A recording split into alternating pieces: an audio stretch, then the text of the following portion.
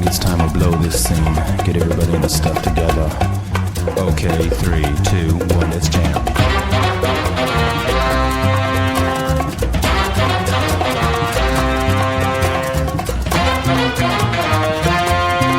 Alright, hey everybody, welcome back to the channel. This is Rob here at Smirking Interviews, back to talk more Mandalorian. We're on Chapter 4. It's called Sanctuary. So full spoilers if you have not seen this episode. Got a new shirt.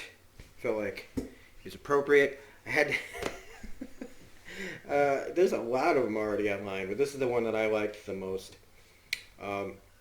So Sanctuary. Well, first let's just talk about the thing that's in the news, right? That people are saying that people aren't complaining about Baby Yoda using the Force like they are Rey.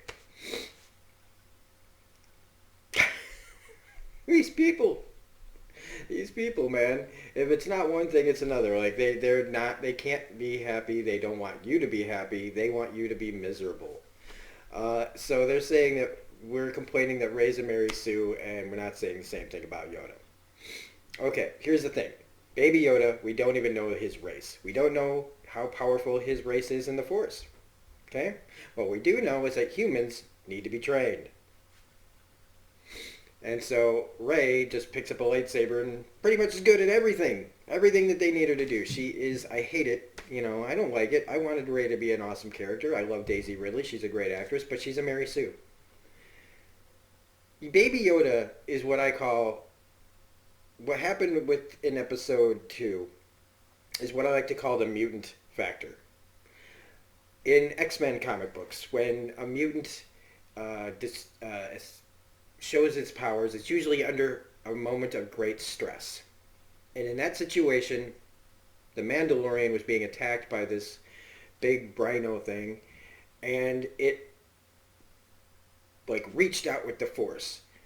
I feel like instinctively, as a defensive move. It saw somebody that was getting hurt, and it just reacted. And it was powerful, but it was so powerful that it couldn't control it, and it maybe, it pretty much knocked it out. Knocked the little guy out.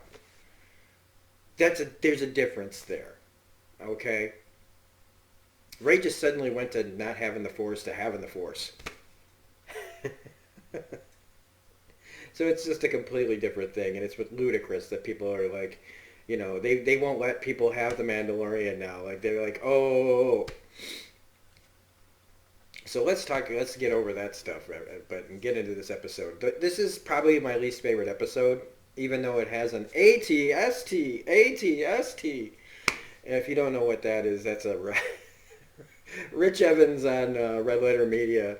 Whenever they cover Star Wars stuff, it's really funny, and he does that in the Nerd Crew stuff. This episode, it's an episode that that a lot of stories have done. The village that has no protector. This story also makes me wonder how much of these stories are to get the China dollars. Like, it doesn't take away from how good the show is.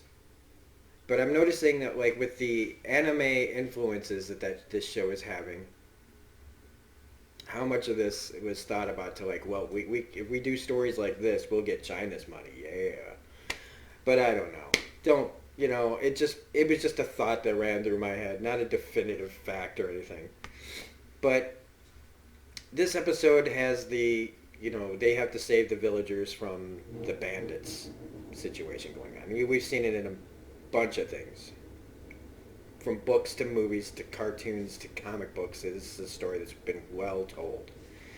And they have these villagers that are attacked and set upon by these guys who have an ATST and some blaster guns, and these people don't know how to fight. And I'm surprised they're not all dead. I don't know why these people don't just come in and kill them all.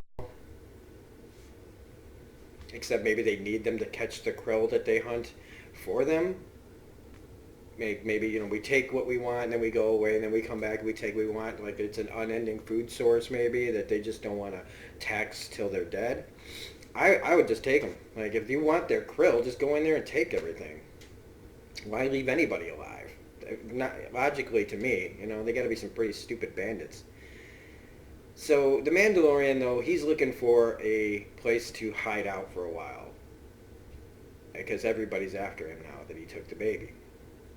And he thinks this place is, you know, like a nice out of the way spot. And he goes there. I love the Baby Yoda stuff here where he's fiddling with the controls and stay here. He's standing right there. The little puppet following him around, like, is pretty funny. So I really like all that stuff in here. It's the village part that just kind of just is boring to me because I've seen it so many times. You know, he goes there, he sees, I mean, the highlight of this is the ATST, and we get Gina Carano as Cade, oh man, I had her name too. Cole Dura? Wow, I had it. We're gonna backtrack it and we'll find it here on this thing. But eventually, when this thing works. So he and her get into a bit of a fight because that's, you know, they want to show that she can fight. And if you don't know her, she is awesome. If you've not seen the movie Haywire by Steven Soderbergh, it's an hour and a half of her kicking people's butts from the likes of Ewan McGregor, Antonio Banderas, Michael Fassbender, Channing Tatum. She just puts these guys to test. Gina Carano, that's right, and she plays Cara Dune. Wow. Like a lot of things that sound similar but aren't the same. So they show that she's got fighting skills. I also think she should have been Wonder Woman. I think she would have been a perfect Wonder Woman. I think that she would have been way better than who is doing it now. And I don't care if it's about height, screw that. Tom Cruise is 5'6". Gina Carano has that build, that toughness that looks like a Wonder Woman, like an Amazonian. And if you just block it right, like Tom Cruise does, you know, what's to stop you? And I'm telling you, if it's about acting abilities, she's on par to me with whoever is doing it now. I can't believe I don't remember her name, but that's how... Anyway, moving on. He and her, you know, she tells him, like, there's only room on this planet for both one of us, so one of us has to go. And he's about to when the villagers send a couple of envoys that have heard about this guy already landing because they saw the ship, right?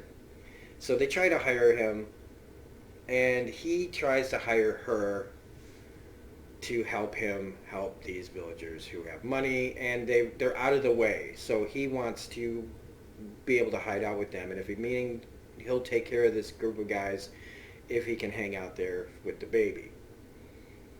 And so they have to train these people, and we get our little montage where they just got sticks, and they show them how to shoot blasters, and then they dig a trench to get the ATST to fall in. And it's even more simplistic than any of the other ones. In fact, this is one of the more straightforward episodes, if not the most straightforward episode. They go in there, they plant bombs, they draw them out. The ATST, it glows red. I guess that's the internal lights that make it red. I don't know. But eventually they get it back to the village, and they fight. And they win. Eventually it falls in the water, and it's a pretty, you know, fun, exciting scene. I actually was worried for a second about Cara Dune's character. So if anybody says, like, there's no stakes, like, I actually thought maybe she would die. And she can handle herself, if you see right here, man. But then there's also the other thing. And I think this is probably what made me mad, and why it's my least favorite episode, is they wanted to take off his helmet. Because here it is. Not only is he not Boba Fett, which is fine, which is absolutely fine, but he's not even a Mandalorian. He was found and taken in by the Mandalorians, or at some point was given to the Mandalorians. Doesn't matter by who. All the speculation that it's Obi-Wan, who cares? Who cares how he ended up there? Would it be cool? Sure. Does it matter? No. But somehow they took him in, they taught him these ways, and it explains to us, at least, why he didn't have as much conflict about taking the baby. Because he's not one of them. He's somebody else. And while he's been following their ways, he doesn't necessarily feel like, at this moment, that he has to. And it's probably why they let him go, and why they helped him, is because they raised him as one of their own, but he's not. So, he's like like a Mowgli character, like raised by wolves, except in this case, he's raised by an armor-wearing, clad of mercenary warrior clan.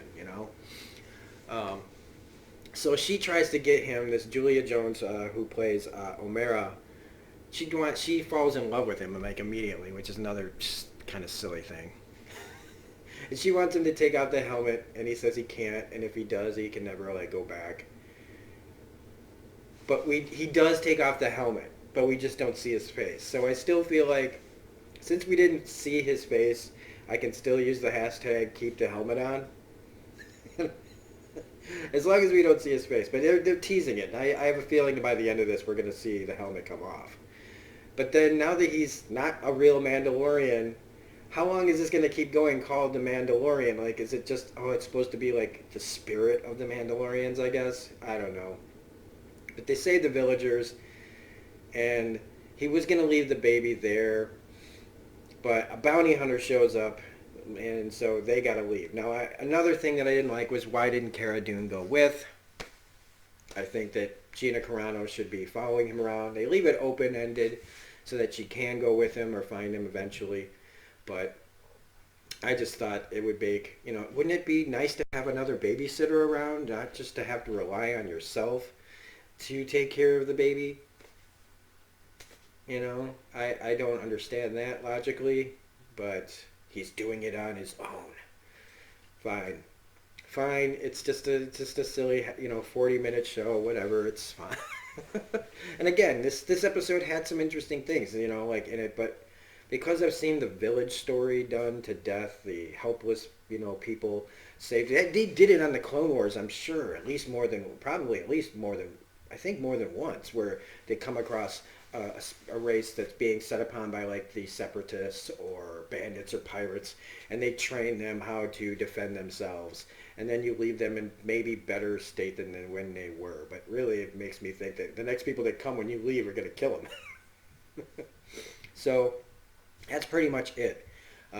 It's, like I said, it's 1, 2, and 3, man, could be like this perfect, kind of setup movie. 4, it's all right. It's fine. It's good. It's good. I don't know why I'm being so on the fence about it.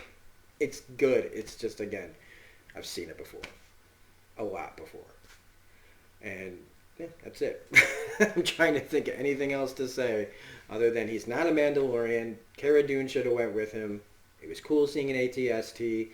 Baby Yoda continues to be adorable. The kids in this episode were not very good actors. At least the main kid. She was, I don't know. I didn't like her very much. And forcing him to take off the helmet, starting this whole kind of will they, won't they with the woman he just met kind of thing. But again, I got to remember, this is for kids. Us hardcores, that are been following Star Wars our whole lives have to sometimes remember that. So, even though he said hell. But anyway, that's chapter 4. I'm looking forward to chapter 5 just as much as I was chapter 4. So it's not like my interest in this is diminished. I bought the damn t-shirt, right? So if you liked this review, please hit the like button, comment, share, subscribe, all that jazz. This is my second try at this. I actually did one at 6 o'clock this morning when I barely woke up. And I decided to redo it when I was more wide awake. So hopefully this made more sense than it did at 6 o'clock this morning. So, have a great day, enjoy the rest of your holiday weekend, and we'll see you on the next Mandalorian.